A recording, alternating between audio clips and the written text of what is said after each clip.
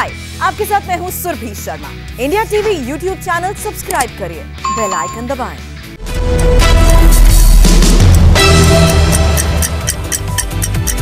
नमस्कार, आप देख रहे हैं इंडिया टीवी। आपके साथ मैं हूं अर्चना सिंह। सुबह 9 बजे की 9 बड़ी खबरों में आपका स्वागत है। हम आपको बताएंगे आज पंजाब में शक्ति प्रदर्शन क्यों करेंगे मुख्यमंत्री अमरिंदर। सरकार ने कश्मीर के बाद आज लद्दाख पर क्यों बुलाई ऑल पार्टी मीटिंग। तीसरी लहर की आशंकाओं के बीच डॉक्टर्स डे पर आज क्या संदेश देंगे प्रधानमंत्री मोदी। लेकिन सबसे पहले जानिए कि मंत्रियों के साथ मोदी की देर रात तक चली बैठक में क्या हुआ बड़ा फैसला।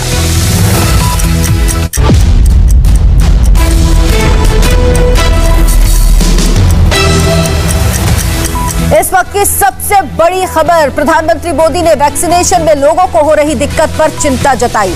मोदी ने कल रात कुछ मंत्रियों के साथ एक अहम बैठक की। 4.25 घंटे तक चली इस मीटिंग में प्रधानमंत्री मोदी ने अपने मंत्रियों को कई बड़े निर्देश दिए और अपने मंत्रियों से कहा कि वो वैक्सीनेशन के काम में जुट जाएं, लोगों की परेशानी को खुद देखेंगे और उनका समाधान कराएं।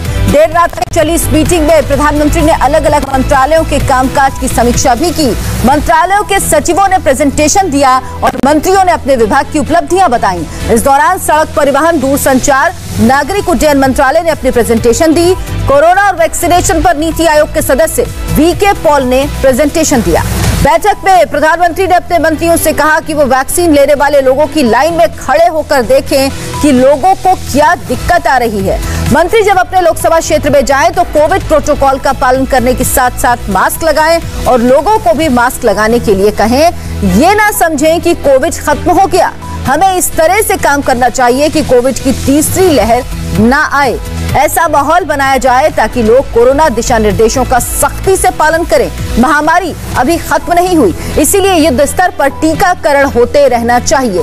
ज्यादा से ज्यादा वैक्सीनेशन के लिए पार्टी कार्यकर्ताओं को काम में लगाया जाए। मोदी ने यह भी कहा कि कोरोना काल में बहुत सारे भ्रम और झूठ फैलाने की कोशिश हुई, उसका तथ्यों के साथ जोरदार जवाब देने की जरूरत है। बैठक के दौरान प्रधानमंत्री ने सोशल मीडिया का सही इस्तेमाल नहीं करने पर मंत्रियों से नाराजगी जताई और कहा कि सोशल मीडिया का इस्तेमाल करने के लिए पहले भी कहा गया, लेकिन मंत्री इस पर ध्यान नहीं दे रहे। उन्होंने अपने मंत्रियों से सोशल मीडिया का सही इस्तेमाल करने के लिए कहा और निर्देश दिया कि मंत्री अपने अपने मंत्रालयों के काम को जनता तक पहुंचाने के लिए सोशल मीडिया के प्लेटफॉर्म का इस्तेमाल ज्यादा से ज्यादा करें और सोशल मीडिया पर पॉलिटिकल प्रेजेंस भी बढ़ाएं। पीएम मोदी ने कहा मंत्रालय या सरकार से जुड़े राजनीतिक मुद्दों पर भी सोशल मीडिया पर पक्ष रखा जाना चाहिए।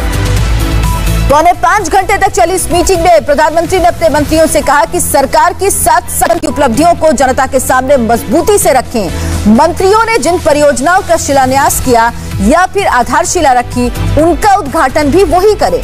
मंत्री सभी परियोजनाओं की निगरानी करें और सुनिश्चित करें कि उनका काम पूरा होने में देरी न हो। प्रधानमंत्री ने मंत्रियों से महामारी के बाद अर्थव्यवस्था को सुधारने के लिए उठाए जाने वाले कदमों के बारे में सुझाव भी मांगे। उन्होंने सभी मंत्रियों से अपने अपने मंत्रालय में मिशन मोड में काम करने की अपील की और संसद के मॉनसून सत्र के मद्देनजर सभी मंत्रियों से आंकड़े और तथ्यों के साथ तैयारी करने को कहा ताकि विपक्ष को करारा जवाब दिया जा सके। इंडिया टीवी संवाददाता देवेंद्र पराशर हमारे साथ सीधे जुड़ गए इस वक्त। देवेंद्र, कई महत्वपूर्ण बातें कल प्रधानमंत्री ने अपने मंत्रियों से कही इस बैठक के दौरान, लेकिन सबसे ज्यादा जो जिक्र हुआ वो वैक्सीनेशन का हुआ। कोविड के समय में किस तरह से मंत्री व्यवहार करें, इसको लेकर हुआ।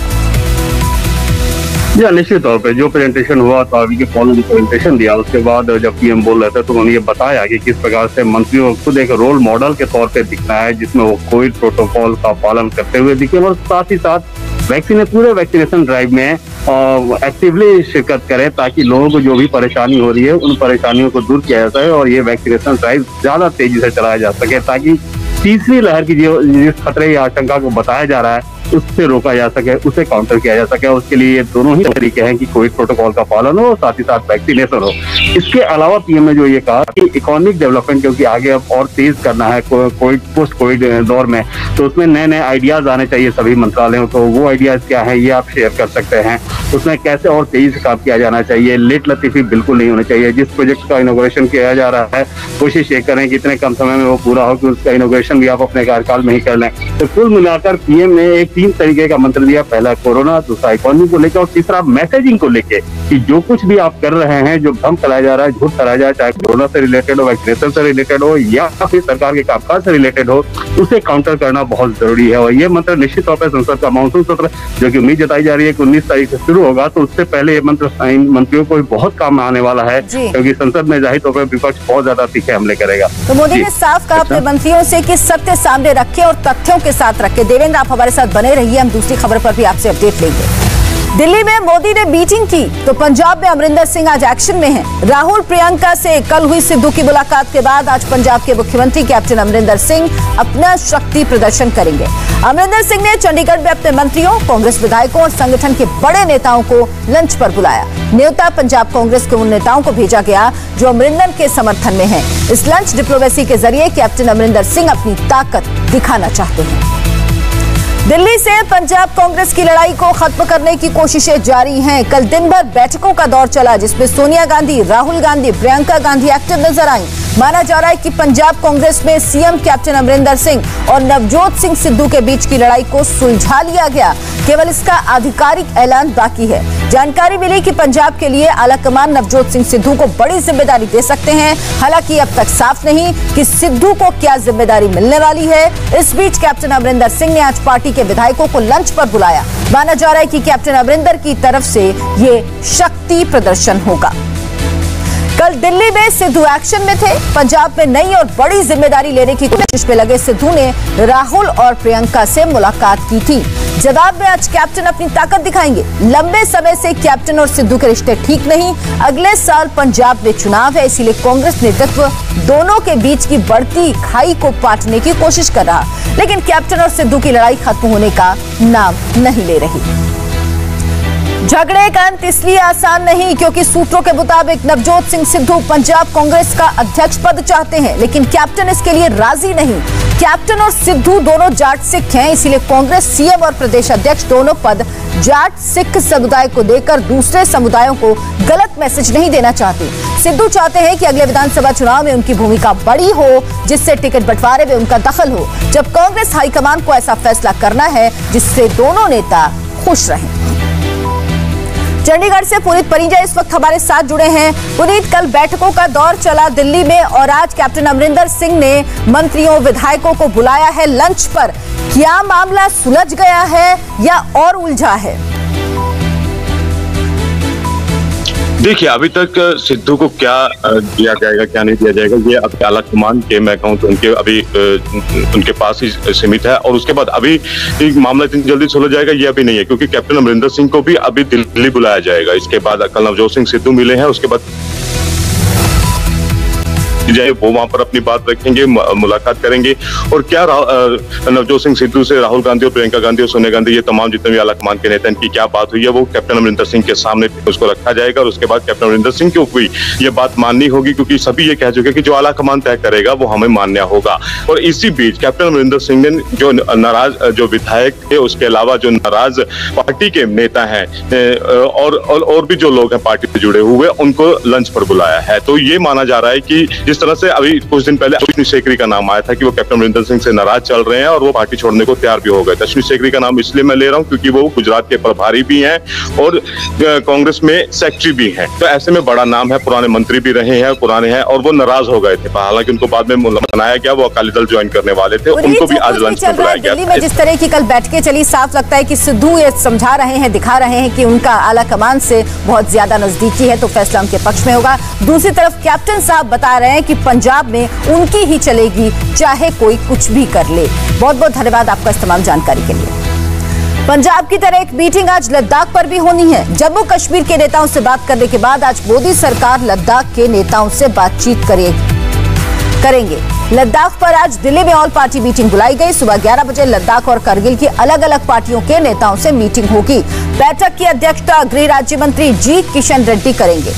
5 अगस्त 2019 को केंद्र सरकार ने ऐतिहासिक फैसला लेते हुए जम्मू कश्मीर से आर्टिकल 370 हटाया था। साथ ही जम्मू कश्मीर और लद्दाख को 2 केंद्र शासित प्रदेशों में बांट दिया था। इस बड़े कदम के बाद आज पहली बार लद्दाख के नेताओं से बात होगी। इससे पहले 24 जून को जम्मू कश्मीर के नेताओं के साथ दिल्ली में बातचीत हो चुकी है, जिसमें यह साफ कर दिया गया था कि राज्य में पहले परिसीमन होगा, उसके बाद चुनाव कराए जाएंगे।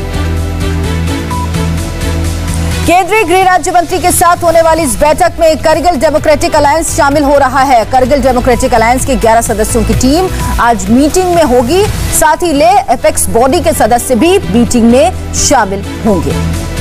इस मीटिंग से पहले कुछ पार्टियों ने अपना एजेंडा साफ कर दिया। डेमोक्रेटिक अलायंस की मांग है कि लद्दाख में आर्टिकल 370 को बहाल किया जाए, साथ ही लद्दाख को पूर्ण राज्य का दर्जा दिया जाए। वहीं लेह एपेक्स बॉडी की मांग है कि लद्दाख में विधानसभा के साथ साथ उसे यूनियन टेरिटरी का दर्जा भी दिया जाए। लेह एपेक्स बॉडी में राजनीतिक दलों के नेता, धर्मगुरु और छात्र नेता शामिल हैं। देवेंद्र पराशर हमारे साथ जुड़े हुए हैं। देवेंद्र, महत्वपूर्ण मीटिंग है ये, क्योंकि पहले जम्मू कश्मीर के नेताओं के साथ प्रधानमंत्री की बैठक हुई और आज गृह राज्य मंत्री की लद्दाख के नेताओं के साथ बैठक। क्या इसमें भी ओपन एजेंडा है या कुछ फिक्स एजेंडा रखा गया इस मीटिंग का? नहीं, निश्चित तौर पे ओपन एजेंडा है और 4 दिन पहले इस बैठक के बारे में करगिल के नेताओं को बताया गया था, लेह लद्दाख के नेताओं को बताया गया था और आज 11 बजे वो बैठक है गृह मंत्रालय में, जब गृह राज्य मंत्री किशन रेड्डी के साथ इन नेताओं की मुलाकात होगी। जाहिर तौर पे इनकी जो डिमांड है, पहले से उनमें से कुछ दल ऐसे हैं जो कि जिनका ये मानना होता है कि 370 और 35 की पुनः बहाली हो। कुछ की डिमांड है कि स्टेटहुड जल्द से जल्द दिया जाए, लेजिस्लेचर दिया जाए, तो इन सारी चीजों विधान परिषद दिया जाए, तो इन सारी चीजों को लेकर आज गृह राज्य मंत्री की बैठक होगी, वहां पे वो अपनी मांग रखेंगे। ये उसी कंटेक्स्ट में आप देख सकते हैं कि जिस प्रकार से जम्मू कश्मीर के नेताओं को बुलाकर प्रधानमंत्री के साथ एक बैठक हुई थी, उसी हिसाब से गृह मंत्रालय में गृह राज्य मंत्री आज नेताओं के साथ बैठक कर रहे हैं। उसके बाद ये नेता क्या किसी और बड़े नेता से मिलते हैं, इसके बारे में अभी तस्वीर साफ नहीं है। देवेंद्र पराशर, बहुत बहुत धन्यवाद आपका इस तमाम जानकारी के लिए। तो सियासी गर्मी के साथ साथ मौसम का तापमान भी आसमान छू रहा। दिल्ली एनसीआर में गर्मी ने इस साल का रिकॉर्ड तोड़ दिया। बुधवार को दिल्ली का पारा 44 डिग्री के पार चला गया और यह इस साल का सबसे गर्म दिन था। मौसम विभाग के मुताबिक दिल्ली में 1 हफ्ते तक मानसून के आसार नहीं है। आज भी बेतहाशा गर्मी पड़ेगी, लेकिन कल और परसों थोड़ी राहत मिल सकती है, क्योंकि दिल्ली एनसीआर में कल परसों हल्की बारिश होने का अनुमान है। दिल्ली में सबसे ज्यादा तापमान कल 44.4 डिग्री नजफगढ़ में रिकॉर्ड किया गया, जबकि पीतमपुरा में तापमान 44.3 डिग्री रहा। ये हीट वेव की कंडीशन हमारे पास रहेगी दिल्ली एनसीआर में, और साथ ही साथ देखेंगे कि 2 तारीख और 3 तारीख में हल्की फुल्की बारिश और रेनफॉल हो सकती है, तो उसके चलते थोड़ा सा तापमान हमारे पास गिर सकता है और लगभग तापमान 38 डिग्री सेंटीग्रेड आ सकता है, जो मुख्यतः 2 और 3 तारीख में रहेगा हमारे पास। और कोई बहुत मेजर एक्टिविटी हमारे पास अगले 3 से 4 दिनों में नहीं होगी। देखिए, मानसून के लिए अभी कंडीशन हमारे पास फेवरेबल नहीं है। अगले 6-7 दिनों तक वो कंडीशन ऐसी फेवरेबल बन भी नहीं रही है, तो आप ये कह सकते हैं कि लगभग 6-7 जून तक दिल्ली एनसीआर में और जो बाकी इससे हमारे बचे हुए हैं उसमें मानसून आने की संभावना नहीं है। तो दिल्ली में कल तापमान 44 डिग्री के पार चला गया और आज भी राहत के आसार नहीं। दीक्षा पांडे की एक रिपोर्ट देखिए। बीते कुछ दिनों से राजधानी दिल्ली में लगातार गर्मी बढ़ती जा रही है, जिसके चलते दिल्ली वासियों को चिलचिलाती धूप और उसके साथ ही उमस भरी गर्मी से राहत मिलती हुई नजर नहीं आ रही है। दिल्ली वासी एक तरफ बेसब्री से मानसून का इंतजार कर रहे हैं, वहीं पर उन्हें लू के थपेड़े झेलने पड़ रहे हैं। लगातार बहती लू को देखते हुए मौसम विभाग ने 2 दिन का येलो अलर्ट जारी किया है। अगर बीते दिन की बात करें तो बीते दिन 43 डिग्री सेल्सियस रहा मौसम का। ऐसे में लोग चिलचिलाती धूप से परेशान जरूर हुए। वहीं आज का जो अनुमान जताया जा रहा है कि आज भी 42 से 43 डिग्री के बीच में तापमान जा सकता है। फिलहाल विजय चौक पर मौजूद हूँ। सुबह का वक्त है, लेकिन अगर अभी भी आप यहाँ की तस्वीर देखेंगे, बिल्कुल कड़क धूप है, धूल भरी आंधी भी चल रही है और पूरे दिन इसी तरह से लू बहती रहेगी। सुबह होते ही गर्म हवाएं चलने लगती हैं, लेकिन शाम होते होते ये हवाएं रुकती नहीं हैं। ऐसे में जाहिर तौर पर दिल्ली वासी इस भयानक गर्मी को झेल रहे हैं। वहीं मौसम विभाग का कहना है कि आने वाले वक्त में यानी 2 से 3 जुलाई को मौसम का तापमान गिरने वाला है और उसके साथ ही बादल छाए रहेंगे, हल्की बारिश होगी। लेकिन इस बार लोगों को मानसून के लिए लंबा इंतजार करना पड़ रहा है। वहीं आपको बता दें कि राजधानी दिल्ली में अगर मानसून की बात करें तो 26 जून तक यहाँ पर हिट करता है, 26 से 30 जून के बीच में, लेकिन इस बार देरी हो रही है। हालांकि इसके जल्दी आने के अनुमान जताए गए थे, लेकिन एक बार फिर से राजधानी दिल्ली वालों को यहाँ पर लंबा इंतजार करना पड़ रहा है मॉनसून का। कैमरा पर्सन प्रमोद के साथ दीक्षा पांडे, इंडिया टीवी, दिल्ली। दिल्ली की गर्मी से दिल्ली की जनता परेशान है। लोगों का कहना है परेशानी है, लेकिन काम की वजह से बाहर निकलना मजबूरी है। ये ऑफ कोर्स गर्मी तो काफ़ी ज़्यादा हो रही है और मार्केट में निकल नहीं पा रहे। हम लोग इमरजेंसी था, इसमें कुछ काम में लेके आए थे, अदरवाइज़ तो बाहर निकलने का बिल्कुल मन नहीं है। और मॉनसून का लग रहा था कि आ जाएगा इस टाइम तक, बट कोई प्रोबेबिलिटी चांसेस नहीं लग रही इस टाइम तक। तो गर्मी से बचने के लिए क्या कर रहे हैं आप? फिलहाल तो अभी शिकंजी पी रहे थे आपके सामने, बाकी ऐसे ही घर पे नींबू पानी एंड और जो भी जूसेस वगैरह है वही चल रहा है अभी तो। और बेसिकली गर्मी तो कुछ ज़्यादा ही बढ़ रही है और पिछले टाइम से जो अपने मानसून के अकॉर्डिंगली 26 को आना था, लेकिन मानसून भी और लेट आ रहा है। और मेरे एग्ज़ाम भी था आज, एग्ज़ाम में भी काफ़ी दिक्कतें हो रही हैं। बच्चों की कोरोना वैक्सीन पर एक अच्छी खबर आई। जायडस कैडिला ने बच्चों की वैक्सीन तैयार कर ली। इसके लिए 3 क्लिनिकल ट्रायल को भी पूरा कर लिया गया। तीसरा क्लिनिकल ट्रायल के पूरा होने के बाद जायडस कैडिला ने drugs controller general of India से इस वैक्सीन के इमरजेंसी इस्तेमाल की इजाजत मांगी। कंपनी ने कहा कि उसे 12 साल और उससे ज्यादा उम्र के बच्चों की वैक्सीन के इस्तेमाल की मंजूरी दी जाए। जायडस कैडिला की बच्चों की वैक्सीन तो तैयार हो गई, लेकिन सीरम इंस्टीट्यूट वाली बच्चों की वैक्सीन पर एक बुरी खबर आई। सेंट्रल ड्रग अथॉरिटी की एक्सपर्ट कमेटी ने कोविशील्ड सीरम इंस्टीट्यूट की वैक्सीन का ट्रायल रोकने की सिफारिश की और उसे DCGI ने मान लिया। सीरम इंस्टीट्यूट को 2 से 17 साल की उम्र के बच्चों के लिए वैक्सीन बनाने की मंजूरी मिली थी। सीरम ने इसका नाम कोवोवैक्स रखा था। कंपनी ने 28 जून को DCGI के पास इसका ट्रायल शुरू करने के लिए अप्लाई किया, लेकिन ट्रायल को लेकर एक्सपर्ट कमेटी ने कुछ तथ्यों पर असहमति जताई है। सीरम इंस्टीट्यूट ने 28 जून को CDSCO यानी central drug standard control organisation के पास आवेदन भेजा था, जिसमें कहा गया था कि वो देश में 10 जगहों पर 920 बच्चों पर ट्रायल शुरू करना चाहती है। इन बच्चों को 2 से 11 साल और 12 से 17 साल 2 एज ग्रुप में बांटा गया। सीरम की एप्लीकेशन पर CDSCO की सब्जेक्ट एक्सपर्ट कमेटी ने पाया कि वैक्सीन अभी किसी देश में मंजूर नहीं की गई। सीरम कोवोवैक्स नाम की वैक्सीन अमेरिकी कंपनी नोवावैक्स के साथ मिलकर बना रही है।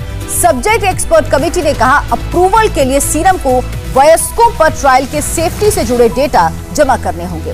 भारत बायोटेक की कोवोवैक्सीन का ट्रायल दिल्ली और पटना एम्स में चल रहा। इसके साथ ही जायडस नाम की वैक्सीन का भी बच्चों पर ट्रायल चल रहा।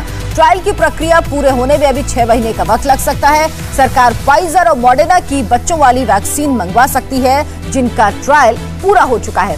देश में 217 साल तक के बच्चों के लिए 25 करोड़ वैक्सीन की जरूरत है। आज की एक और बड़ी खबर, आज डॉक्टर्स डे के मौके पर प्रधानमंत्री नरेंद्र मोदी देश भर के डॉक्टर्स को संबोधित करेंगे। प्रधानमंत्री मोदी ने ट्वीट कर इस बात की जानकारी दी है। IMA के एक कार्यक्रम में पीएम मोदी देश भर के डॉक्टर्स से वर्चुअली जुड़ेंगे।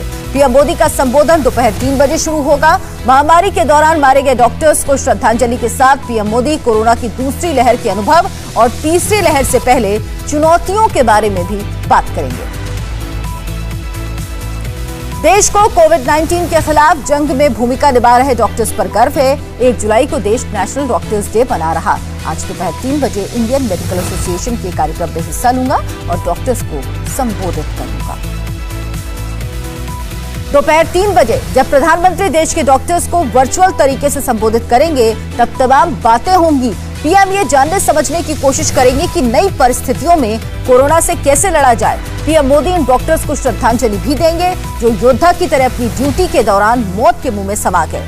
30 जून को जारी आंकड़ों के मुताबिक दूसरी लहर में सबसे ज्यादा दिल्ली के 128 डॉक्टर्स की मौत हुई। उसके बाद बिहार में 115, यूपी में 79, पश्चिम बंगाल में 62, तमिलनाडु में 51 डॉक्टर्स की जान गई, जबकि केंद्र शासित प्रदेश पुडुचेरी में 1 डॉक्टर की मौत हुई। हाय, आई एम सुरभि शर्मा। खबरों से अपडेट रहने के लिए India TV YouTube channel subscribe करिए, साथ में बेल आइकन जरूर दबाएं। जुड़े रहें इंडिया टीवी के साथ।